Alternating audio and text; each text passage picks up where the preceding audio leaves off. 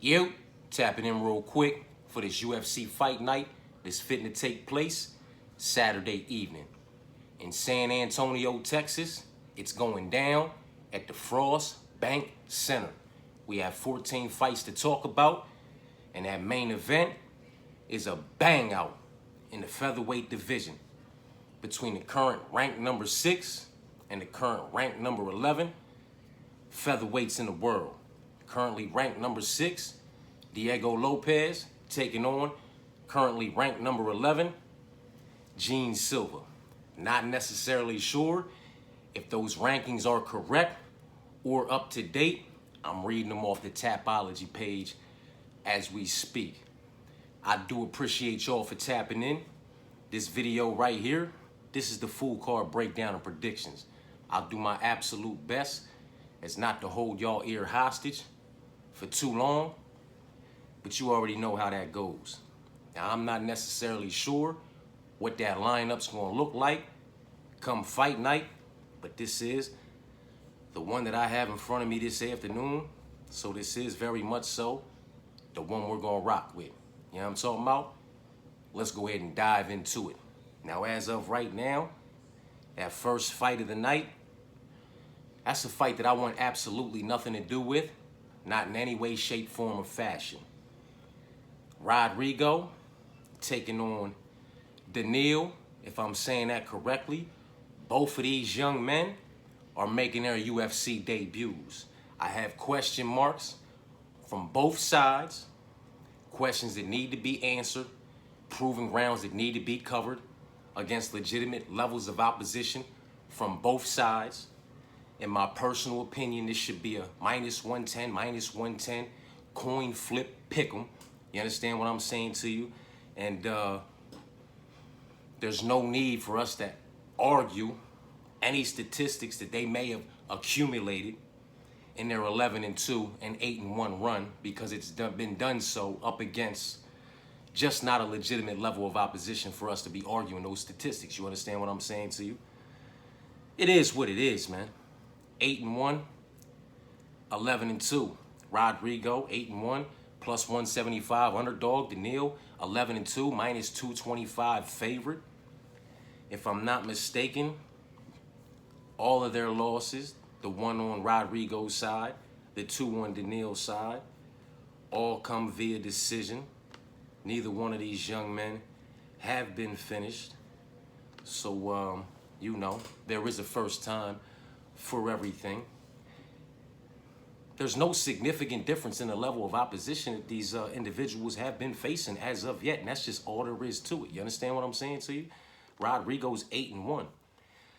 Up against opposition with combined records of what? 5, 9, 19, 23, 33, 40, 46. 46 wins. 1, 2, 7, 9, 10, 12, 13. 46 wins, 14 losses, and 1 draw. So Rodrigo is 8-1 up against opposition with combined records of 46 wins, 14 losses, and 1 draw. You understand what I'm saying to you? No significant level of difference in the opposite. No significant difference in the level of opposition that these two young men have been facing, man. Most of the numbers come from 2 fights over here on a 11-2 side, a 13-9 and a 23-24, and he lost to the 13-9. But all of that set aside, his 11-2 has been accumulated up against opposition with combined records 1, nothing, 24, 28, 35, 42, 48, 61, 62, 64, 78,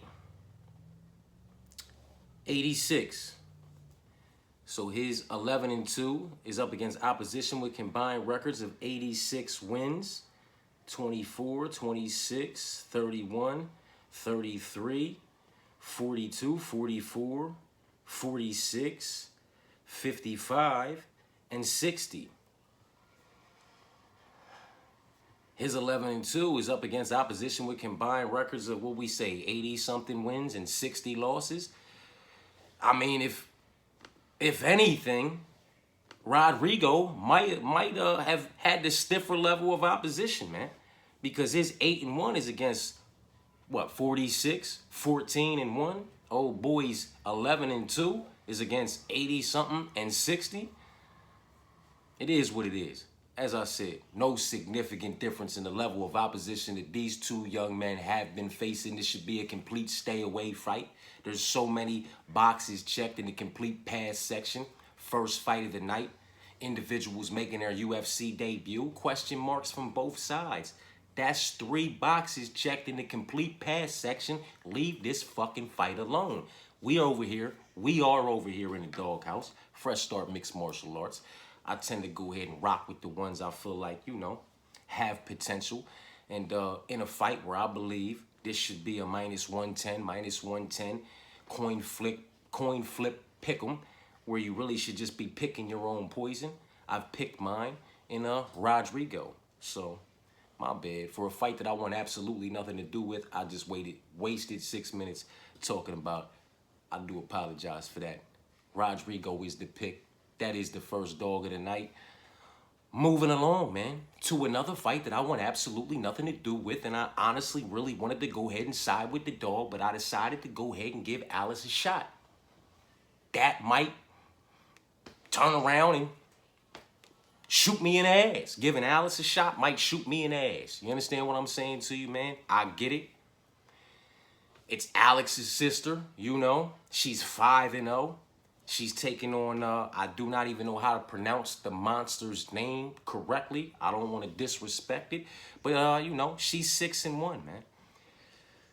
There is a significant youth advantage of 17 years at 19 for Alice, 36 for the monster on the other side, but 19.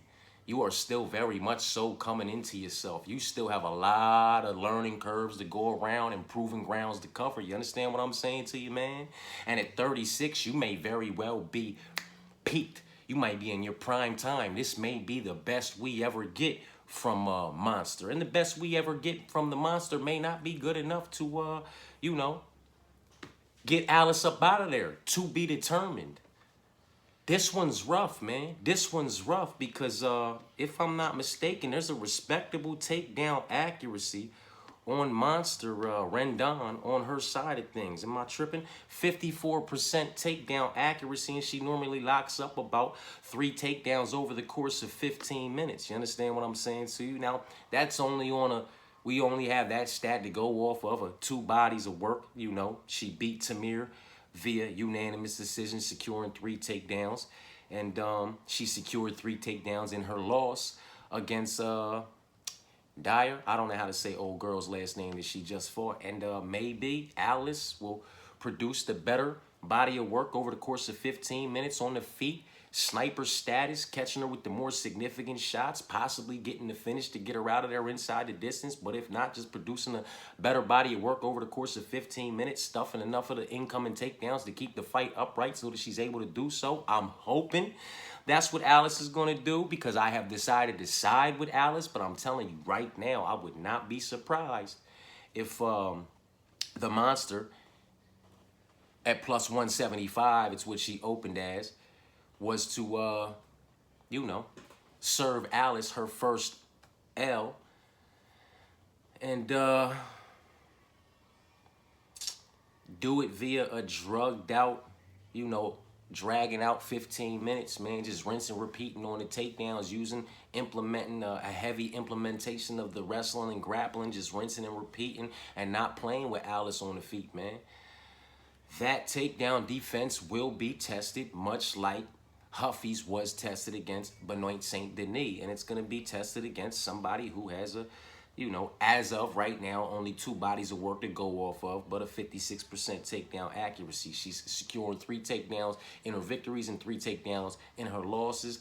She may not need to secure 3 takedowns against Alice. Who knows how Alice is going to deal with the top pressure from the Monster. I have sided with the Alice, although I know I made plenty of fucking reasons to side with the Monster, man. It's just one of those fights. It's women's MMA. There's one young lady making her UFC debut. And there's question marks from both sides. You know, how is Alice, the Golden Girl, going to deal with the pressure of the monster, the wrestling, the grappling, the chaining together of the wrestling and the grappling and the takedown attempts? Because she's not going to, you know, who wants to play with a Piero on the feet? Who the fuck wants to do that? Nobody, in my personal opinion, that has a brain in their fucking head that's trying to, you know, stop somebody's rise. Like, deading her debut would be very good for Monster. And I think she knows that. I think she's intelligent enough to know that she needs to go the fuck out here and play this one safe, man. Maybe string just one combination together, enough to get in close and get this young woman in your, you know, in your grips, and getting her down to the ground and see how she deals with that pressure underneath the UFC lights, inside the UFC octagon, with most likely her brother in the fucking corner, or, you know, however which way you want to slice it. She's going to have a lot of fucking pressure and a big light. A lot of pressure on her and a big light on her. She has a lot on her fucking plate stepping into that cage, and the monster, not so much so. She's already been in there twice. She's already caught a dub. She's already caught a loss. She's just trying to go in here and bounce back, coming off of a loss. She's going to play this one safe, man. Alice is the pick because I would like to see her get this one done. I don't think she's going to make any magnificent run. She will get, you know, stalled. She will hit a roadblock and speed bumps. This is going to be a roller coaster of a road for her, in my personal opinion. But to be determined, man. See how she gets by this debut. Alice at minus 205. Not in love with the price tag. Not in love with the pick. But for the sake of a pick, I'm going to go ahead and rock with her. I'm going to roll the dice with her. But remember what I said, man. Stay the fuck away from it. It's women's MMA. It's one individual making their UFC debut, and there's question marks all over this motherfucking fight, man. Leave it alone. You know what I'm talking about? Moving on. We have Alessandro versus Alden. No versus Cobra. No. Alessandro, a minus 400, heavy favorite. 5'4" with a 67-inch reach. He's 29 years old. Cobra, I don't know how to pronounce old boy's name, so we're just gonna call him Cobra. Plus 300, 27 years old. 5'8" with a 67-inch reach, man. So there is a 2-year youth advantage, 27 to 29 for what it's worth for Cobra, the underdog. There's also a 4-inch height advantage, but they have the same exact reach. So it is what it is, man. Alessandro, he's solid, you know. He's well-rounded. He's proven that he can be dangerous up against certain levels of opposition. We could do without that Amir Al-Bazzi loss, in my personal opinion. That is not a...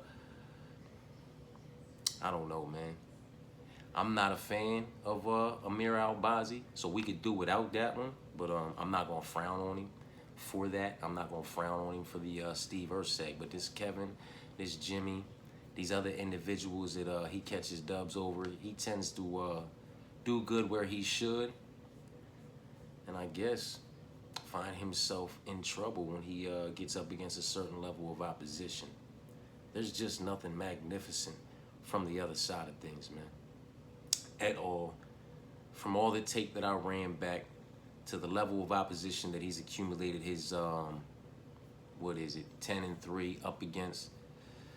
Just nothing jumps off the page, nothing jumps off the screen and makes me believe that he's going to be able to come in here and stop Alessandro from not only being victorious, but justifying his price tag and some, in my personal opinion. So for a fight that I am interested in, that I will have action on, where my night will start right here, you know, Alessandro Costa is the pick. And it's 3 for 3 on Brazilians for these first 3 fights, man. One moderate favorite, one heavy favorite, and one slight underdog. But that's the way I see this fucking fight card kicking off. Rodrigo, Alice, and Alessandro. Now moving on. We have Zachary Reese, the Savage, taking on Cedricus Dumas, the Reaper. Minus 275 for Zach, plus 230 for the Reaper. 31 for Zach, 30 for the Reaper. Cedricus, 6'4" for Zach, 6'2" for Cedricus, 77 on the inches for Zach, 79 on the inches for Cedricus. I am not high on either side. I am not high on either one of these guys. There is one side I guess that I am maybe a bit lower on, and that's the Cedriques side. It is what it is. 10-3 against 9-2. There's a 1 inch. There is a 1 year youth advantage for Cedriques, 2 inch height advantage for Zach, and a 2 inch reach advantage for Cedriques, man. Dumas has been knocked out twice and submitted once. He does not know what it's like to lose via decision, only win via decision if it goes the distance. Zach, the same thing.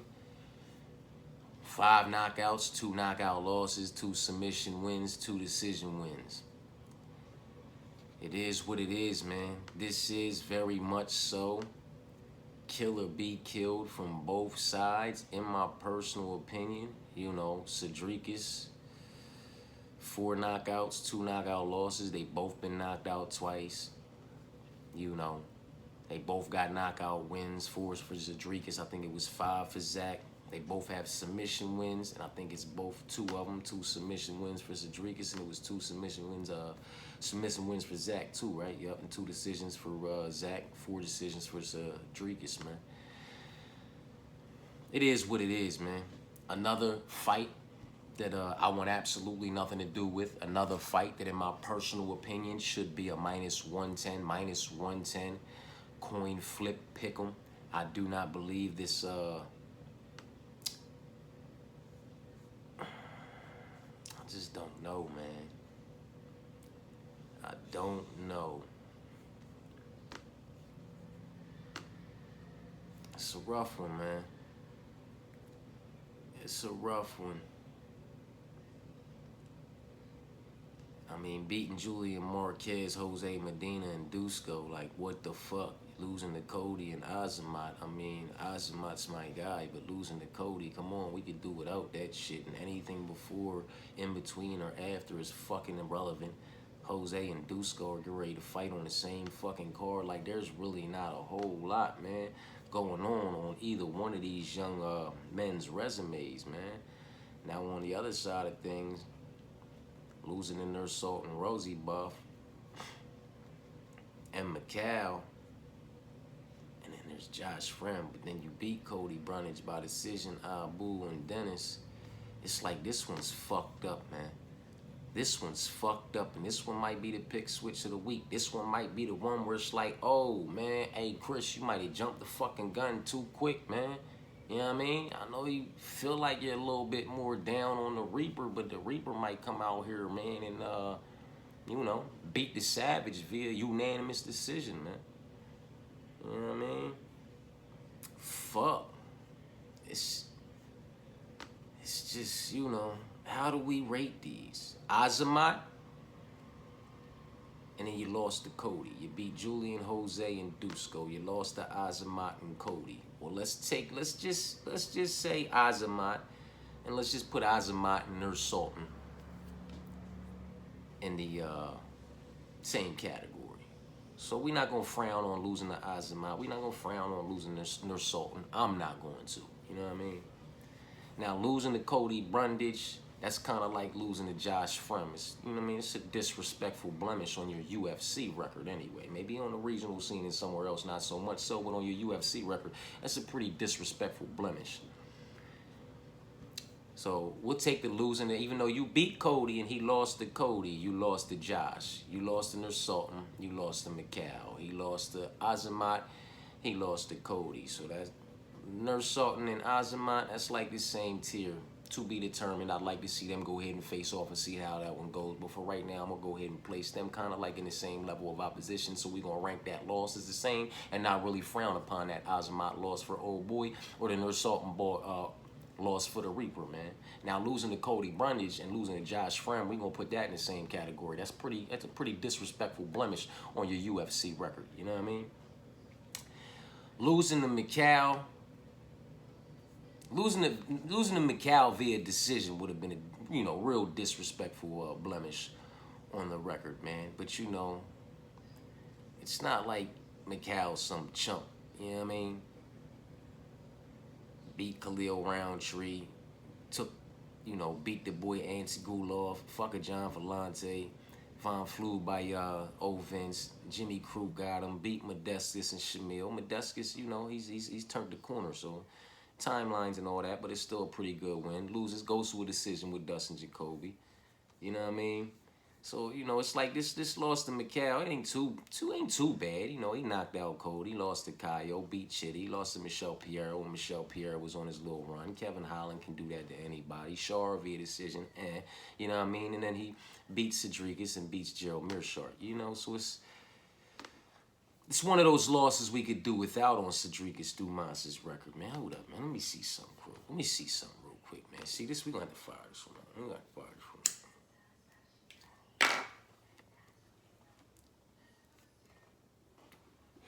My apologies, man. I ain't mean to have to go through all of this, man,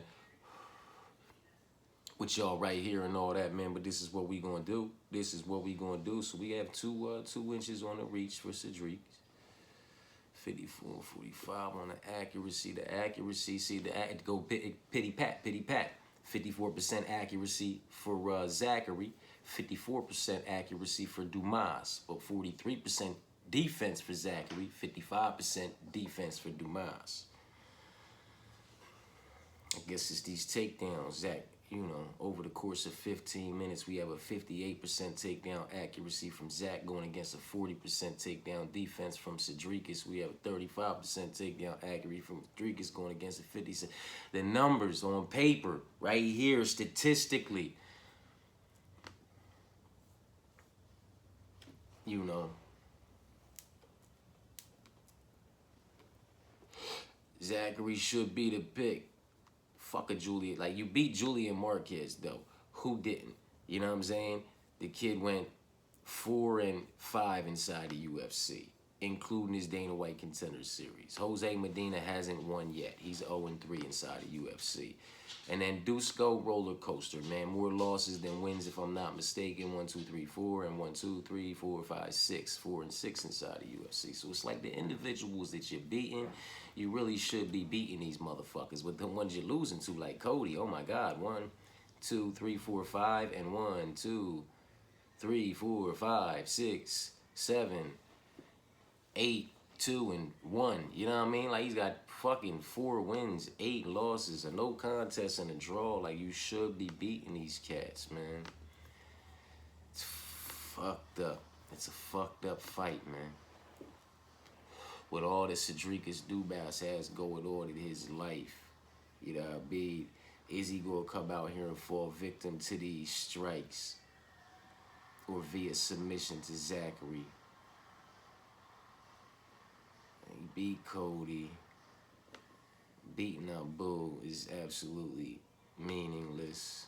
See, the beating the Ennis to look like the people that these motherfuckers beat, they fucking should. And then the ones that they lose to, oh man, this shit is disrespectful. I feel like if Josh Frem came out here and choked him out, man, then Zachary Reese could do the same. I'm going to stay where I'm at. My bad, I had to take y'all through that little fucking bullshit detour. But Zachary Reese, he's the pick, man, to get this one done via submission. You know what I'm talking about? Maybe he gets it done via decision, grinds this one out, secures enough takedowns, puts him in enough compromisable positions, just doesn't find a finish, but gets it done over the course of 15 minutes. He's the pick. Moving on, man. He's minus 275 to plus 230 on Cedric's side. My big dog of the week, man. I fuck with Jesus Aguilera, and I'm not so high on, you know, Lewis, man. Like, it is what it is. You look good up against who you look good up against until you fucking didn't, and O'Day Osborne got you the fuck up out of there, and that's O'Day Osborne, man. It is what it is, man. Jesus is he's a dog that will fight for your motherfucking money, and he has cashed for me as a dog a couple times back to back in the past, man. You know, I think he's a fucking underdog in almost every fucking fight, and he lost to Tat and he lost to Rafael. Like, Rafael's what, 5-0 inside the UFC? You can't be mad at that. You know what I'm saying? Where we at? Let me get over here. If I'm not mistaken, that young man's 5-0 inside the UFC. And then he lost to motherfucking Tat, who only has like 1 loss inside the UFC. against a legitimate level of opposition. You know what I mean? Tap 1, 2, 3, 4, 5, 6, 7, and 1 inside the UFC with the one loss coming to Brandon Royval and Rafael Estevam, however you say his name, 1, 2, 3, 4, and 0 in the UFC. So this is who is beating Jesus Aguilera inside the UFC. When Jesus is an underdog, and rightfully so. But when Jesus is also an underdog, he's knocking out motherfucking Shannon Ross. But who the fuck cares? He's motherfucking getting the dub over motherfucking Matus when he wasn't supposed to. And he's motherfucking submitting, you know, the latest time he cashes a dog for us over here in the doghouse at Fresh Start Mixed Martial Arts was when he motherfucking submitted Stuart Nicoli, or however you say Nick Stewart's motherfucking name, man. You know what I'm saying? So it is what it is, man. He got hands. He'll throw them hands.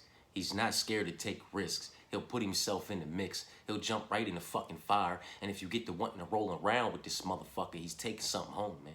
You know what I'm talking about? He's one of those like, you know, Julian Erosa or Joe Alvarez type of individuals that when you go jumping in their guard, man, thinking something sweet and, you know, you either waking the fuck up or tapping and putting your motherfucking chin in your chest and your hands on your head and huffing and puffing. That's how the ball bounces and the cookie crumbles, though. You know what I mean? I'm rocking with him, man. I'm rocking with him. That's my big dog, you know? And I'm going to rock with him till the wheels fall off, man. Plus 165, I'll take it. 29 years old, 5'4" with a 62.5-inch reach. Taking on Lewis, who's a minus 195, 31 years old, 5'5" with a 64-inch reach, man. And this isn't an individual who has a significant height or reach advantage against Jesus. He's right in Jesus' department. Jesus might show off on this motherfucker. You know what I'm talking about?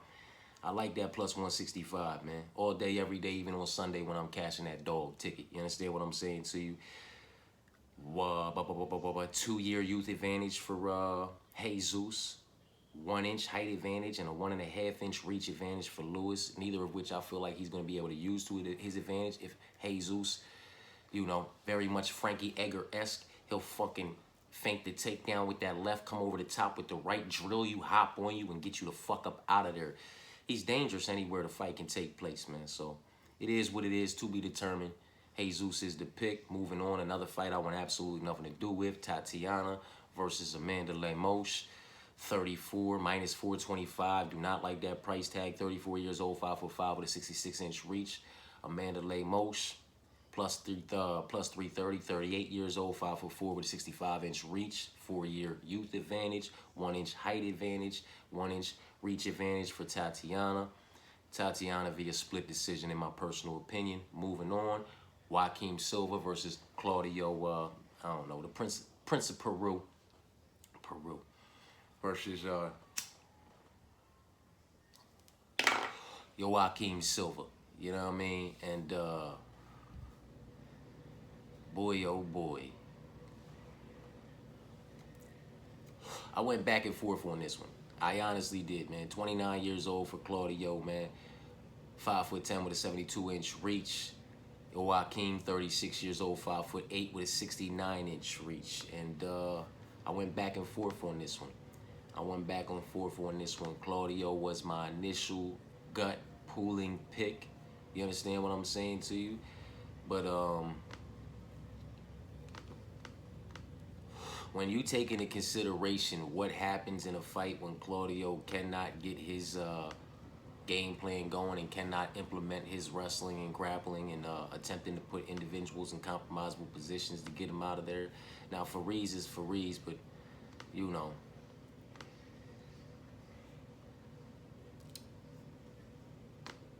it is what it is, man. Claudio is just he's not a high-volumed striker. You understand what I'm saying to you?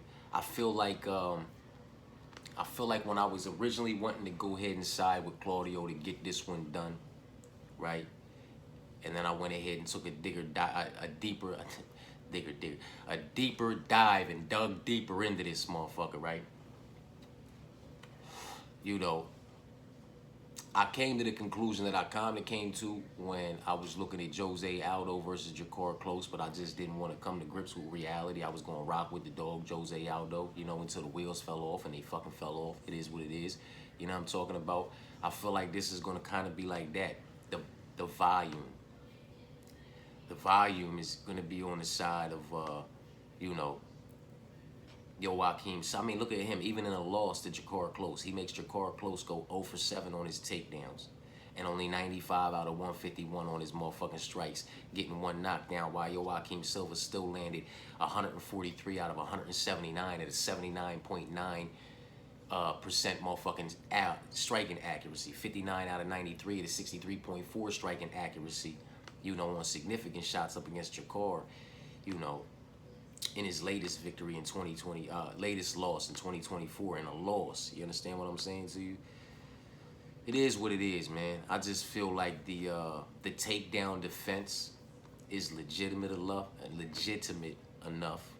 on the at 69%. Claudia has a 36% takedown accuracy. Joaquim Silva has a 69% takedown defense.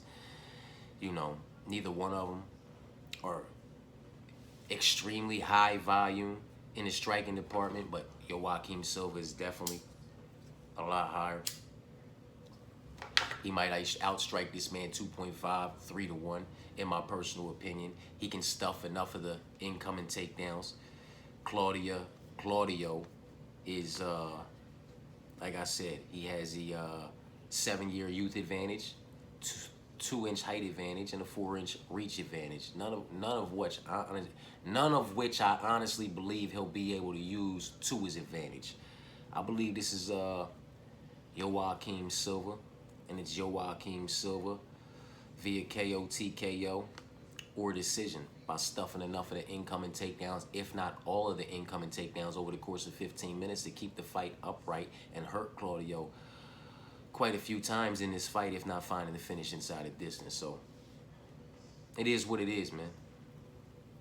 I know Claudio can be dangerous. I know he's solid. I know he's well-rounded, but that's when he is able to get his game plan going and he is able to implement, you know. Without being able to implement his game, he's not getting this one done, and he's not going to be able to get Joaquim Silva down to implement his game, in my personal opinion. Moving on, we have Jose Medina taking on Dusko. Jose at plus 250, 34 years old, 6 feet tall with a 74.5-inch reach. Dusko, 31 years old, minus 310, 6'1" with a 74-inch reach, plus 250 for Jose Medina. 11-5 and 12-6. Like, what are we talking about here? What justifies this price tag? Somebody please chime in and tell me what justifies this motherfucking price tag, because I'm dying to know. Dusko has a 17% takedown accuracy. Now, granted, Jose only has a 31% takedown defense, but come on, man. This is a fucking shit show. What are we talking about here? Why are we extremely confident on either side? Somebody's getting knocked the fuck out, in my personal opinion, or Jose Medina is going to win this one via decision. Maybe Dusko wins it via split decision because he's able to go out there and implement some kind of wrestling and grappling and drag this man out. Who the fuck knows, man? But what the fuck are we talking about here? You know what I mean? Dusko lost to Zachary Reese, lost to Mansour Abdul Malik, lost to Christian Leroy Duncan, beat Jordan Wright. Who the fuck cares? Lost to Chitty and beat Maki Patel. Who the fuck cares? Lost to Gregory Punahele and beat Date. Like, these people he beat are no longer in the UFC. They had shit records in the UFC. They never belonged inside the UFC. And some of these people that beat them,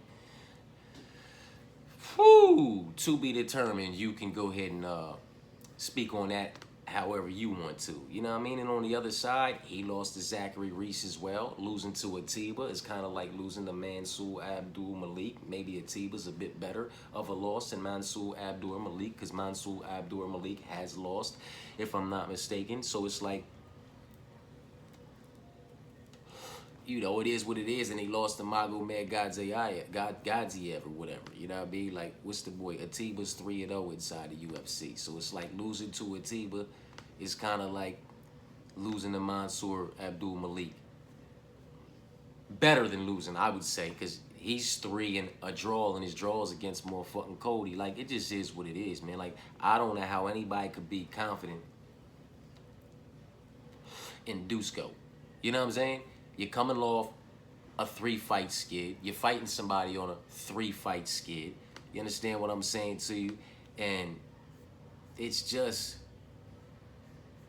prior to your 3-fight skid, Jose Medina was on a 1, 2, 3, 4, 5, 6, 7-fight win streak with 1, 2, 3, 4, 5 knockouts, 1 submission, and 1 decision. Then he lost a decision, and got knocked out by an individual who's undefeated in the UFC as of yet. Dusko, prior to his 3-fight skid, he was on a 1-fight win streak. Then he was on a 1-fight win streak. He lost. Was on a 1-fight week streak. He lost. Was on a 1. Then he lost twice. His last win streak was back in 2020 when he came up against Daquan Townsend. It ended against Punahele Soriano. Gregory beat him. He beat Maki. Chitty beat him. He beat Jordan. Christian beat him. Mansoor beat him. And Zach beat him. What the fuck are we talking about here as far as confidence levels and being extremely confident and minus 310 in a motherfucker in this fight? What the fuck are we talking about here, man? I'm kind of lost on this one, man. It's another one where it's like, what the fuck are we, what the fuck is going on, man? What the fuck is going on, man? Jose, he drops a decision to Zachary Reese. Zachary goes 5 for 9 on the takedowns, only allowing 53 strikes from Jose Medina.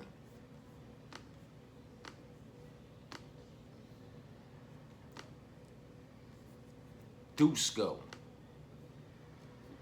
he goes 4 for 13 against Zachary Reese. Oh, so this is what's gonna happen here now. All of a sudden, this motherfucker's gonna try to go wrestle crazy. That's how you feel now, Dusko. You wrestle heavy with it now, and you still fucking lost. 4 out of 13 against Zach. 73 out of 109 at a better striking accuracy. 73 out of 135. 2 out of 3 on his takedowns. This is a fucking shit show, man. But see, this is my problem. His button been clicked quite a fucking bit. And if we talking about the last 5 years, Punahele Soriano knocked him out in 2021. Gregory Rodriguez beat him via decision. He got Maki Pate. Chitty knocked him out in 2022. He got Jordan Wright. Christian Leroy Duncan knocked him out in 2023. Mansoor Abdul Malik knocked him out in 2024. He lost a decision to Zachary Reese. Jose Medina's gonna knock him out in 2025. Fuck it. Or he's gonna win a decision. He's due to get knocked the fuck out or win a decision. Dusko's gonna win a decision or Jose Medina's gonna knock him the fuck out. Huh? That's just how the fuck that's going down. Damn, Dusko been knocked out, man, too many times in the last few years, man. Huh? Knocked out last year, knocked out the year before that.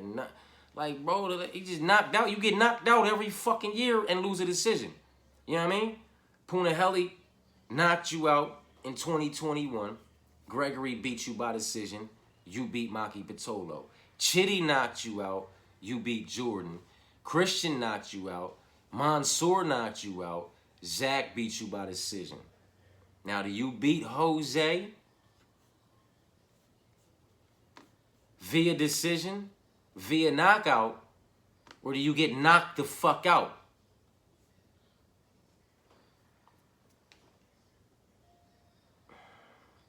Only 1 knockout win, 8 knockouts. 3 decision losses. You're going to have to beat him by decision, man.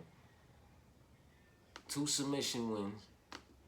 8 knockout wins. 8 knockout wins on both sides. 2 submissions, 3 submission wins. 1 submission loss, no submission losses.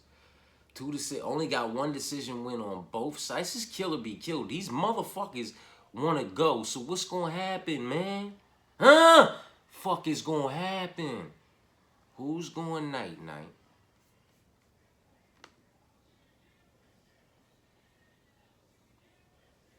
Both of them on the throw. Fuck, man, it is what it is, man.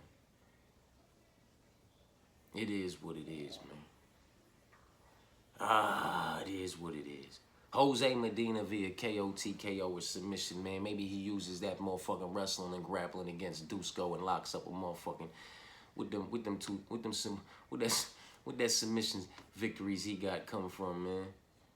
Where you catching this? Where you catch rear naked choke? Where you catching these motherfucking submission victories at? Americana the motherfucker and rear naked choke the motherfucker, man. We rocking with Jose Medina. We in the doghouse, right? Fuck it. We in the doghouse. Woof, woof, motherfucker. Plus 250, man. Jose Medina. KO, TKO, or submission. What if he wins a majority decision? Just fucking shit show. Moving on, man. Moving on. We have Santiago and Quang Lee. Border Boy and Bang. 21 against 33.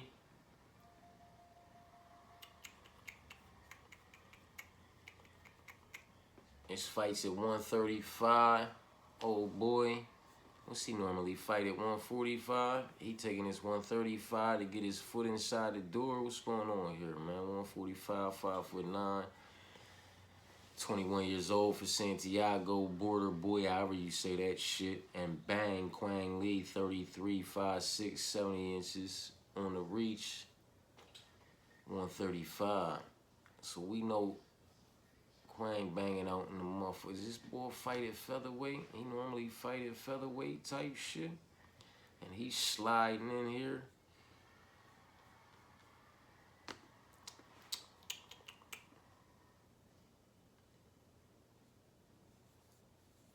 Oh, motherfucking.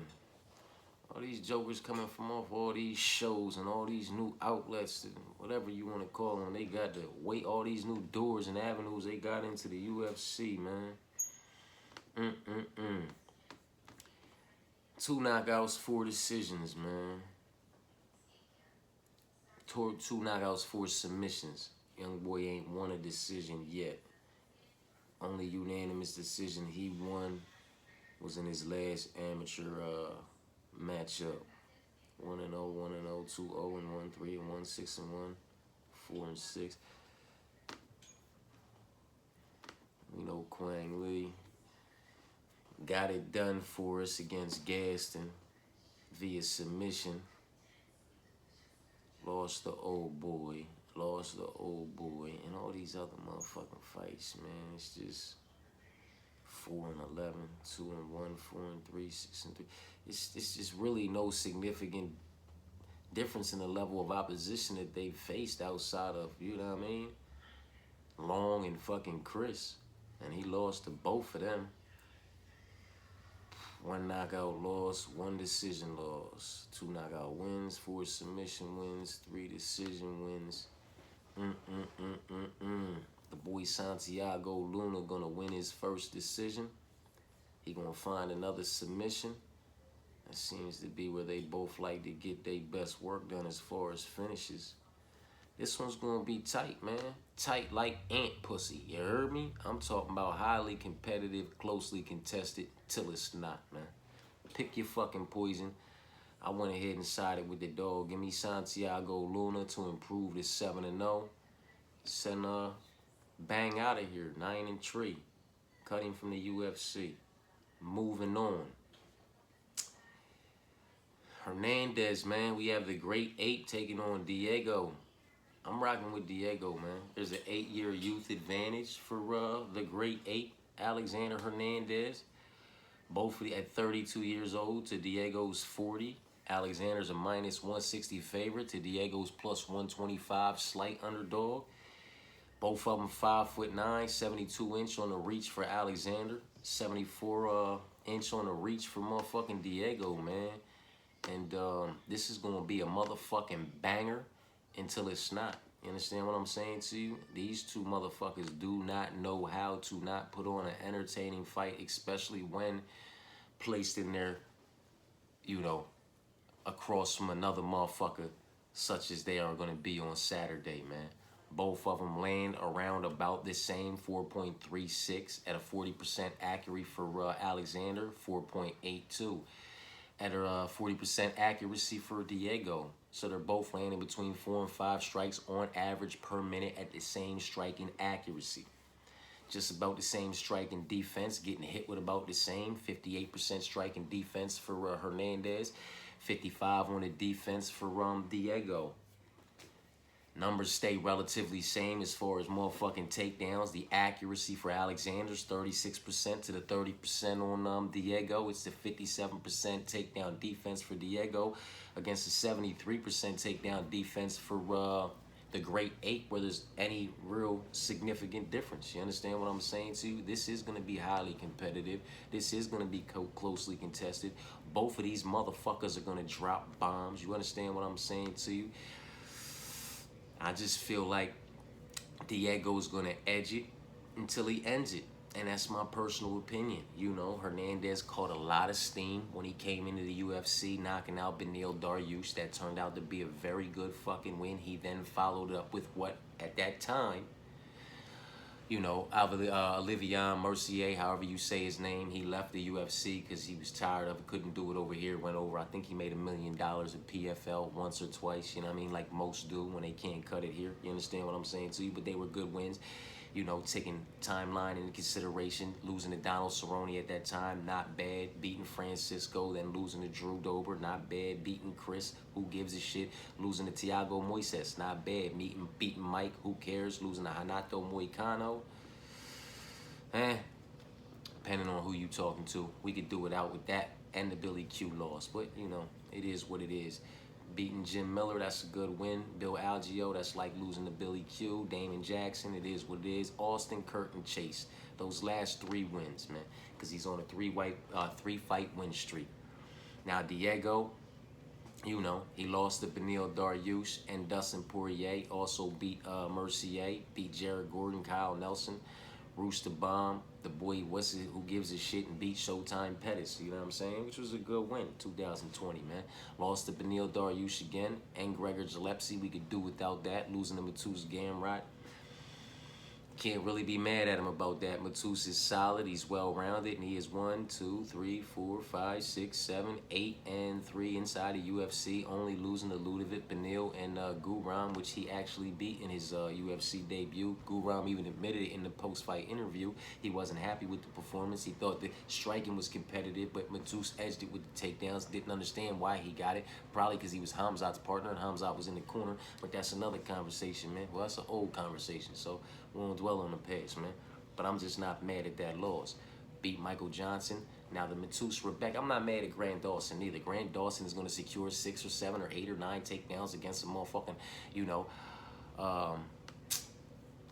Alexander the Great Ape as well, and drag him the fuck out. You know what I'm saying? So I'm not mad at that loss, man. Before that Matus Rebecca, he landed 123 significant strikes. I mean, just the performance itself, before knocking him the fuck out in the 3rd round, I think it was just, it was beautiful work, man. It was beautiful work, man. And I can see the same. I can see this fight, you know, being back and forth, both of them having their moments, and then Diego, look at that, 151 out of 272, 123 out of 241, significant, 3 out of 3. Now, you know, Matus is Matus, and my baby, we just took Chris Duncan against him, and he did the dirt to him too. So it is what it is, man. One thing has nothing to do with the other. It is all worth consideration. It's gonna be a banger, man. It's gonna be a banger, and it's a motherfucking treat. You know what I mean? It's a treat for anybody. 3 knockout losses, never been submitted for Diego. So you're gonna have to catch, clip, and disconnect him from his consciousness, man. Hernandez, 3 knockout losses as well, 1 submission loss. So you know, he can catch it in every department if need be necessary, and we know Diego with 5 knockout wins and 7 submission wins can get it done in every single fucking department. This is a treat, man. This is a treat for the motherfucking real fans. You understand what I'm saying too? These motherfuckers been around for a grip, and they gonna go at it, man. And boy, oh boy. It is what it is. I'm with the slight dog. I'm with Diego. We moving on at plus 125. Calvin Gastelum taking on Dustin Stolfus, and you can give me Dustin, another big dog at plus 205, man. Calvin, you know, 33 years old. He's a minus 240 favorite, 5'9" with a 71.5-inch reach, 205. Underdog for Dustin, 33 years old, same age, 6 foot tall. Just got a slight height advantage and 75 inches in the reach. He has a, 3.5-inch reach advantage, man. And with all due respect to Calvin Gastelum, who is an absolute dog, and will fight for your money depending on how he's feeling at the time. You understand what I'm saying to you? This is a bad stylistic matchup for him. They both land around about the same, 3 or 4 strikes on average per minute, around about the same accuracy, 42 to 45%, get hit with about the same. 57 on the defense for Calvin. We know he likes to utilize the octagon. 47 on the defense for Dustin. 41 on the accuracy for takedowns for Dustin. 34 on the accuracy for Calvin. 46 on the defense for Dustin. 58 on the defense for Calvin, man. And it is what it is. Calvin has been in there with the best of the best. You know what I mean? He's been around for a grip.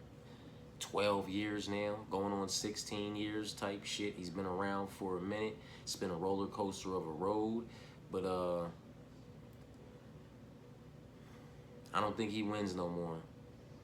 Pulling that one off against Chris Curtis, frustrating him, and beating D-Rod is probably the last good moments we're going to ever see from Calvin Gastelum, in my personal opinion. Nothing spectacular on the Dustin side of things, man. We know this man can slam you and knock you out, get on top of you and ground and pound you out. He can sink into submission. He can knock you out on the feet. It just is what it is. It's a pick your own poison type of situation, in my personal opinion. This is another fight that it should be lined, minus 110 pick 'em, because what justifies, other than the name value, the price tag? I mean, you're talking about an individual who is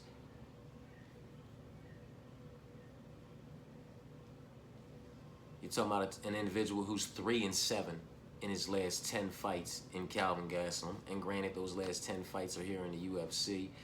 And an individual who's 1, 2, 3, 4, and 1, 2, 3, 4, 5, 6 in his last motherfucking 10 fights. So one of them's 3-7, one of them's 4-6. What justifies the price tag? Me, personally, I believe that one of them, Calvin Gastelum, his best days are behind him. The other one, Dustin, although they're the same age at 33, there's a difference in, I don't know if I want to say how they treated themselves, how they've gone about their careers, how they go about the fight. It's going to be tight, man. It might be another one that's tight like ant pussy. Highly competitive, closely contested. Somebody's just slightly going to edge it, man. But I wouldn't be surprised if Dustin found a way to fucking end it. And I know Calvin, he's a hard motherfucker to end, man.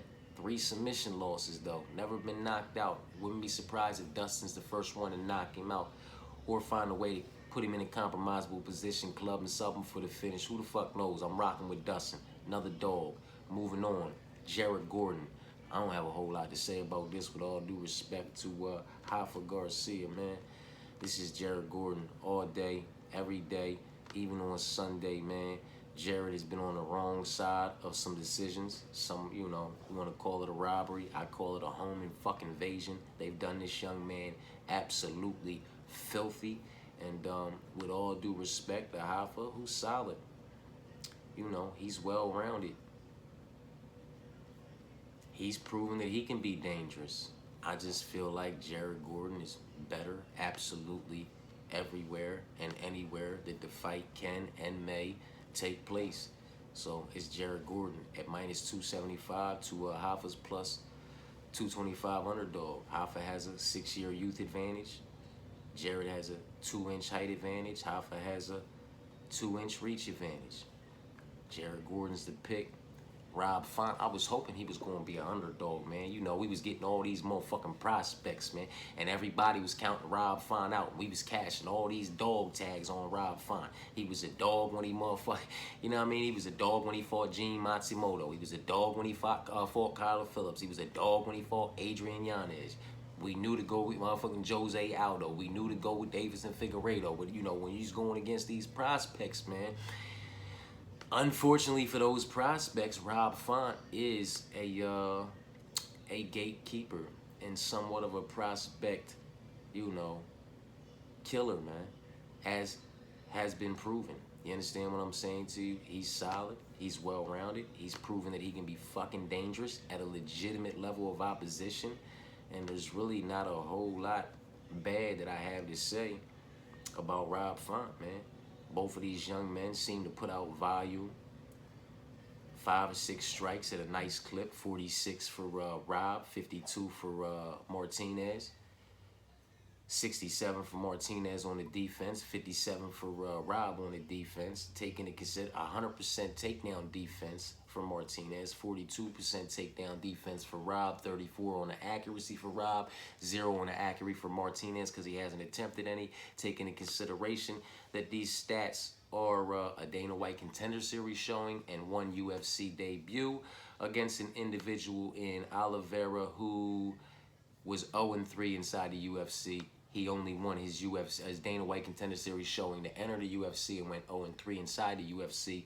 This is who David Martinez beat in his UFC debut, which was actually Oliveira's last UFC fight. He went 0-3 in the UFC, and that just happened to be one of the 3. This is who these statistics are accumulated off of, while on the other side of things, Rob Font's statistics are accumulated off of the likes of all the way back to John Lineker, you know what I'm saying, you know what I'm saying, Pedro Munoz, Thomas Almeida when he was doing his thing, Rafael Assunção, Sergio Pettis, Ricky Simon, Marlon Moraes, Cody Garbrandt, Jose Aldo, Marlon Vera, Adrian Llanos, Cordy Sagan, Davis and Figueiredo, and the list goes on. This is who his stats have been accumulated up against, and you'll notice they're, you know, quite fucking close. 46 and 52. See how that stat looks from 52 after this fight with motherfucking Rob Font, and then see how it looks a couple more fights into your UFC career. See how that defense look, and see how that takedown defense looks. You understand what I'm saying to you? These stats have not been tested against a legitimate level of opposition for us to be arguing them. They will be tested on Saturday when he fights Rob Font. That's why I'm fucking with Rob Font. I'm mad that I'm not catching him at a dog tag. Kind of makes me feel like I'm getting trapped and he's gonna fucking lose via decision or via getting caught, clipped, and fucking disconnected from his motherfucking consciousness for the very first time. He's only lost inside the distance once in his whole career. And, you know, that's saying something for 36 fights. But it is what it is. Moving on to the main event. Diego Lopes taking on Gene Silva. Diego, plus 235, 30 years old, 5'11", with a 72.5-inch reach. Taking on Gene, minus 285, 28 years old, 5'7", with a 69-inch reach. Gene has a 2-year youth advantage. Diego has a 4-inch height advantage and a 3.5-inch reach advantage. I would like to think Diego has the speed advantage, but that's just me. Gene's fast, but I think Gene possesses the power advantage in this matchup, and Diego possesses the speed advantage in this matchup. Who possesses the all-around well-roundedness enough to get this one done, though? Diego is fucking dangerous, man. You know, Gene fucking dangerous. You know, Alexander Volkanovski, who knows what happens if Gene has to fight him? Masvar Ivalov, who knows what happens if Gene has to fight him? Yo Anderson Brito, Gene probably get the best of Yo Anderson Brito, so we can do without that unanimous decision loss on Dana White Contender Series to Yo Anderson Brito. But then having to make your UFC debut against the likes of Masvar Ivalov, who's undefeated in the UFC, undefeated in his motherfucking career, has beat Aljamain Sterling, Arnold Allen, you know, Dan Ige, Hakeem, everybody who stepped in there before Diego Lopes and after Diego Lopes. Making your UFC debut against him is just ridiculous. And I guarantee you if Gene Silva had to make his UFC debut against him, he'd have an L in this motherfucking, he'd have some motherfucking gray, and it wouldn't be all green as well. But that's just my personal opinion.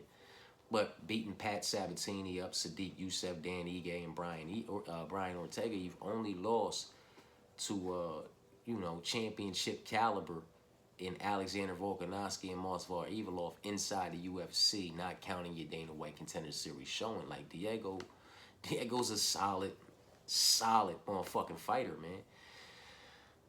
Over here,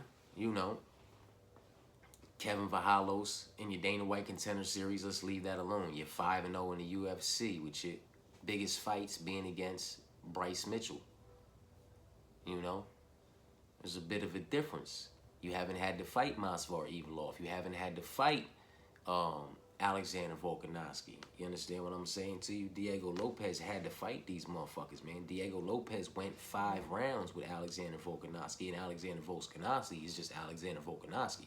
You understand what I'm saying to you? And Diego Lopes went 25 minutes with him, man. After beating Brian Ortega up via unanimous decision, Dan Ige via unanimous decision, Sadiq Youssef via knockouts, Pat Sabatini via knockouts, and the arm triangle over Gavin Tucker when he dropped his unanimous decision to Masvidal Ivanov. So in my personal opinion, regardless of anything, this fight's going to a decision unless Diego Lopes finds the finish, man. Maybe Diego Lopes catches clips and disconnects Gene Silva from his consciousness for the very first time, or maybe Diego Lopes is the third motherfucker, because if I'm not mistaken, Gene Silva, both his losses come inside the distance, right? Via submission?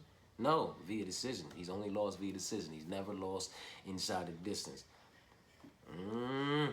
Maybe Diego can be the one to get him out of there inside the distance via KO, TKO, or submission. Now, see, Diego been knocked out twice. That's problematic for somebody who's going to come in there throwing like Gene's throwing. But with that being said, he has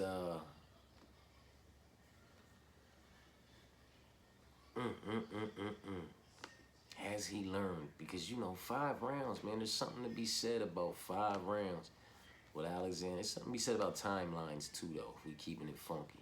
There's something to be said about 5 rounds with Alexander Volkanovski. There's something to be said about going 15 minutes with Masvidal Ivanov. There's also something to be said about some timelines, though, man. What the fuck is Gene? Because Gene fought Bryce.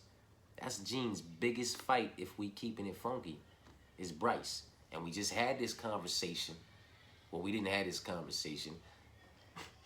I had the conversation with myself in the head, and I posted the pics. But the conversation, it's the same situation, man, where it's like Kaio coming off, he's coming off, fuck a boost and all that. You're coming off, your biggest win is coming off of a decision over the Killer Gorilla, and not for nothing, Imovov's coming off of finishing the Killer Gorilla via KO TKO right after coming off of finishing Izzy via KO TKO because he just cracked him. Now, timelines are to be considered and all that, but just if you go look at the hit list and the route that Imavov and the names Imavov had to go through to get to the other night compared to what Kaio had to go through to get to the other night. You know what I mean? It's not exactly the same, but it's kind of the same, man. It's just different, you know what I mean? Like Kevin Vahalos is a prospect. Weston Wilson is a prospect. Charles Jourdain is a mid-tier UFC individual in that division. Drew Dober is a gatekeeper. Melsek Bagadarian is a prospect, you know what I mean? Bryce Mitchell was your highest level of opposition. And Bryce Mitchell, like how good is Bryce Mitchell really though? You know what I'm saying? Diego Lopes came into the UFC fighting Masvidal Ivanov, who's undefeated 1, 2, 3, 4, 5, 6, 7, 8, 9, and 0 in the UFC with wins over Aljo, Arnold Allen, Diego, Dan Ige. Like that's just having to come in and fight him on your debut.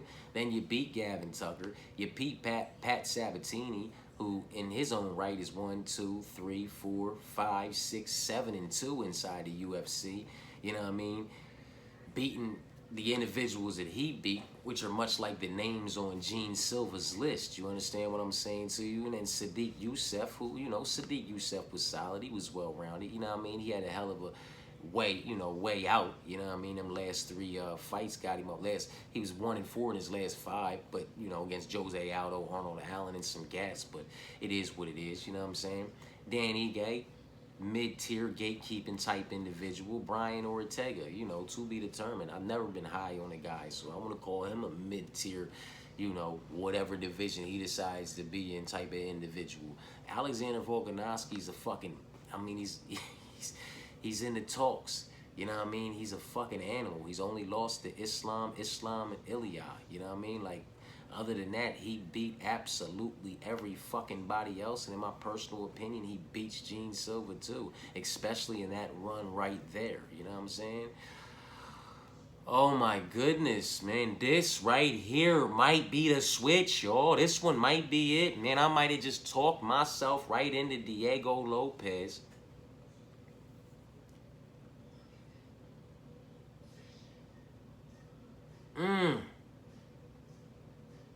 It's rough, bro. Like, Masvidal, then you take Gavin, Pat, Sadiq, Dan, and Brian, and you lose the vote.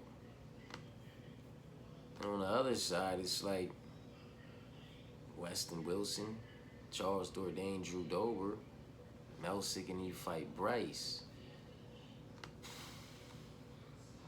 The height advantage and the reach advantage is going to go to Diego. This is Diego's shot back at it. You know what I mean? There's steam lost out of the Fighting Nerds team. You understand what I'm saying to you?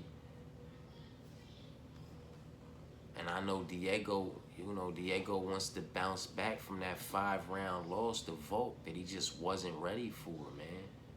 But when you take into consideration, everybody always wants to take from a loss. When you take in, like, how does Gene Silva do in that 5-round fight with Volk?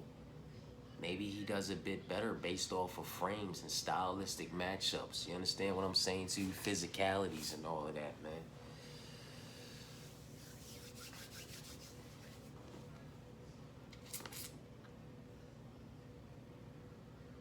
See, Diego's not gonna try to wrestle fuck. Diego's not gonna try to wrestle fuck him, like, you know what I mean, and get himself sunk into anything like a Bryce Mitchell. Diego's gonna take his time. You know what I'm saying?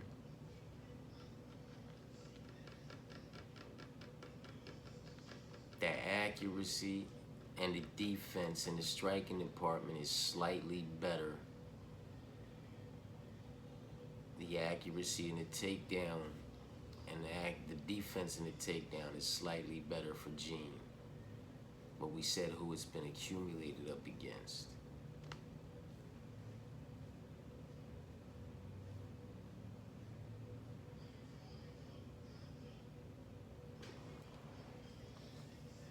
Does Gene get through get through Diego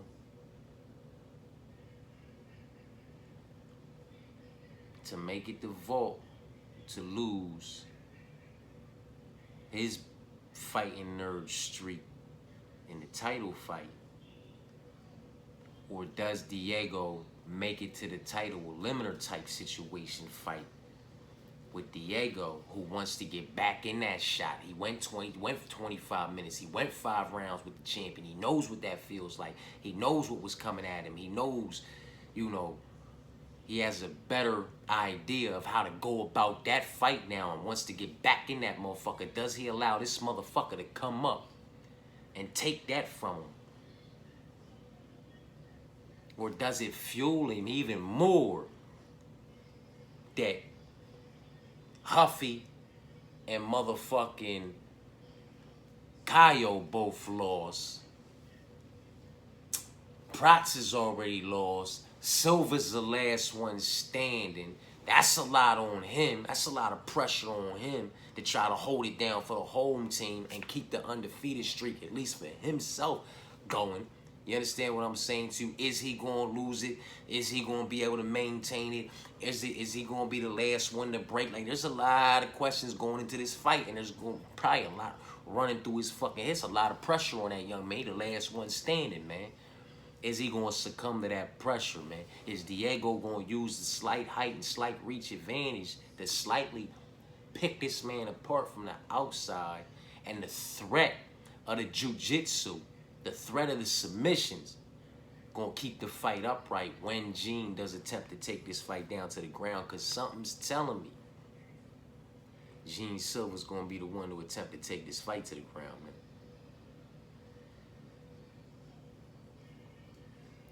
Maybe I'm wrong.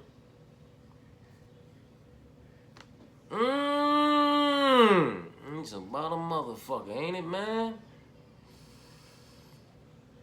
Told myself I'm not doing no big switching, man.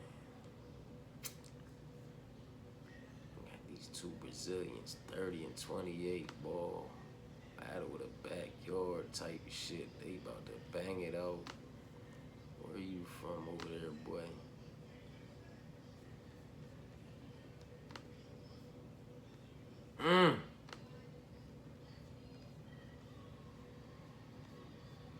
It's like he's been knocked out twice and he's going up against a demon who been been flatlining jokers. We got 12 knockout wins, 3 submission wins, 1 decision win, 2 decision losses. So he really don't know what it's like to go to the cards. Diego, 10 knockout wins, 12 submission wins, 4 decision wins, 5 decision losses, 2 knockout losses. Lost to Volk and Evilov. That's grappling.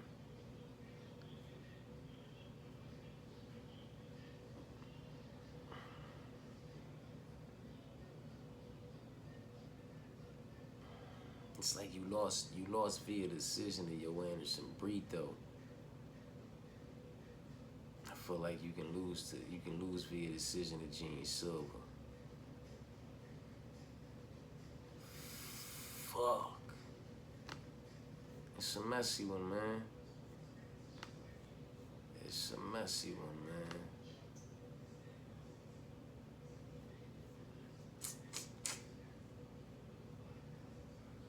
It's not like losing to Brito's bad, but oh, it's a messy one, man. It's a messy one, man. Cause I could see Gene Silva losing this one, man. I could see him losing this one, man.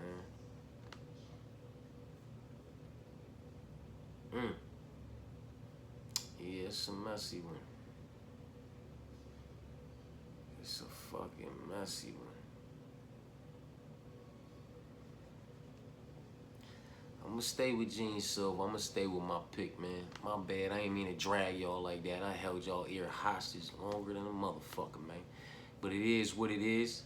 You know, San Antonio, Texas, Frost Bank Center, 14 fights, quite a few cancellations, but still managed to get 14 fights.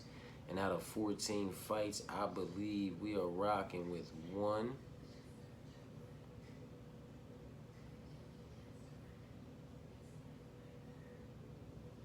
2,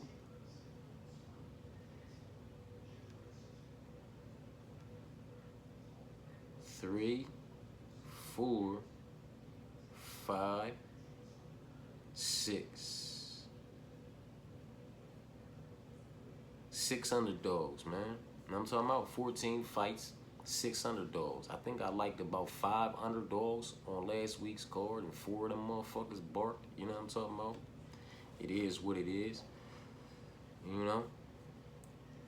First fight of the night, first dog. First 3 fights, all Brazilians. 1 heavy favorite, 1 moderate favorite, 1 slight dog. First fight of the night, we taking Rodrigo over Daniil to be the one to get it done in some way, shape, form, or fashion. Then with extreme caution, you know, we rolling the dice on Alice to see if she can get it done. That takedown defense will be tested. Unless she lands something with significance before that, you know, opportunity ever presents itself. But we are rocking with the dog and Rodrigo, extreme caution. We're rolling the dice with Alice. We're rocking with Alessandro with quite a bit of confidence. We are rocking with Zachary Reese with quite a bit of caution. Jesus Aguilera, big dog. I expect him to go ahead and bark. Not necessarily. You know, I'm used to him being a big dog at plus 165. He's not this week. I have bigger dogs. Moving on. Tatiana, not in love with the price tag, not in love with the fight, not in love with the pick, man. Don't really want anything to do with this shit, but it's her. Joaquin Silva against Claudio. We rocking with Joaquin to be the one to get it done in some way, shape, form, or fashion. Stuff majority, if not all of the incoming takedowns, keep the fight upright, produce the better body of work over the course of 15 minutes, possibly catch clip and disconnect Claudio from his consciousness. Jose Medina is the next big dog at plus 250 against Dusko, 11-5 against 12-6, because Dusko's been knocked out every year since 2021. If I'm not mistaken, he's been knocked out, knocked out, knocked out, knocked out. 21, 22, 23, and 24. I mean, unless he goes out here and just wrestle fucks Jose Medina and finds a way to drag him out for 15 minutes or possibly find a finish from top position, ground and pound, silverback type shit, you know, I think Jose Medina can catch clip and disconnect him from his consciousness in 2025, man. Knock him out one time before the year ends. You know what I'm talking about? I mean, come the fuck on, bro. You was, where we at? Punahele Soriano knocked you out in 2021. Chidian Chikwani knocked you out in 2022. Christian Leroy Duncan knocked you out in 2023. Mansour Abdul Malik knocked you out in 2024. It's not outside the realm of possibility for Jose Medina to knock him out in 2025 before the year closes out. Moving on. We're taking a slight dog in Santiago Luna, border boy against Bang, to be the one to find a way to get it done in some way, shape, form, or fashion. Kind of like the Axel Sola pick. You know, it's highly competitive. It's closely contested. I just feel like, you know, one's a bit better absolutely everywhere. That's who I sided with, but it's to be determined, man. Diego Fierra, another slight underdog to be the one to get it done in some way, shape, form, or fashion. Big dog picking Dustin Stolfus, man. Big dog picking Dustin Stolfus. I think he's going to be better absolutely everywhere. I think we're going to get a prime time Dustin Stolfus performance for what it's worth up against past his prime, even though they're the same age. Performance from Calvin Gastelum. Jared Gordon's the pick all day. Rob Font's the pick. I don't like that he's not an underdog. I like him as an underdog against these prospects. That kind of feels like a trap to me. I feel like Martinez might be the first one to do something to him or be the first prospect to put Rob Font on the wrong side of a decision after the course of 15 minutes. It is what it is. Rob Font's the pick, but with extreme caution. And Gene Silva's the pick. I'm sticking with all these picks. There is a few of them, not a few of them, a couple of them, as you, you know, can decipher that we went through that I will be applying a swap out option to as far as betting and parlaying is concerned, man. You know what I'm talking about? I'll get these quick picks popping off here in a little bit. I'm going to go ahead and tap out, make me a motherfucking sandwich, a little Beverly, you know, wet my whistle, fill my belly, roll one up, and knock these quick picks out the way, man. Knock my most confident picks, my most confident underdog picks out the way. And if I'm not mistaken, everybody is available as far as money lines are concerned. So we can take it on back, you know, get back at it like a crack addict with a bad habit. You know what I mean? And do these parlay videos, man. Give y'all some we got 14 fights. So we can talk about parlays for the prelims, parlays for the main card, taking who we like from the prelims and the main card, and some parlays for the whole card. You know what I'm talking about? Some all favorites with some swap out options, some dog plays, some haymakers, some Hail Marys. You know what I mean? Everything in between. I'll do my best as to cover absolutely everything for y'all, because it's been a minute, man. It's been a minute, you know? But it is what it is, man. That'll be that with that. 14 fights, 6 underdogs, whole lot of action. And, you know, hopefully between now and fucking Saturday, nothing changes, man. You want to add a fight and give us 15? I'm cool with it, man. But don't take no more. Don't take no more fights away. Don't do us dirty on Wednesday and Thursday. Don't do us dirty on Friday or more. You know, when you weigh in the fucking and you looking all stressed the fuck out and depleted like you didn't know this is where you was going to be and what you needed to do. Don't do us dirty like that, man. So, because you know me, parlays are already in. They're going to be going in all week. And then those last minute parlays from those last looks after the weigh-ins and face-offs will be going in on Friday and Saturday. And just in case, you know, I gotta duplicate and do some things, add some legs, because some fights get canceled. You know, that's the type of shit. That's the only downside of putting the parlays in early. Motherfuckers don't make weight. Motherfuckers show up, miss by a few pounds, and the other motherfuckers like, nah, I'm good. I'm just gonna go ahead and take my show money and this percentage of his person be on my way type shit. That shit be popping me. It be popping the degenerate in me.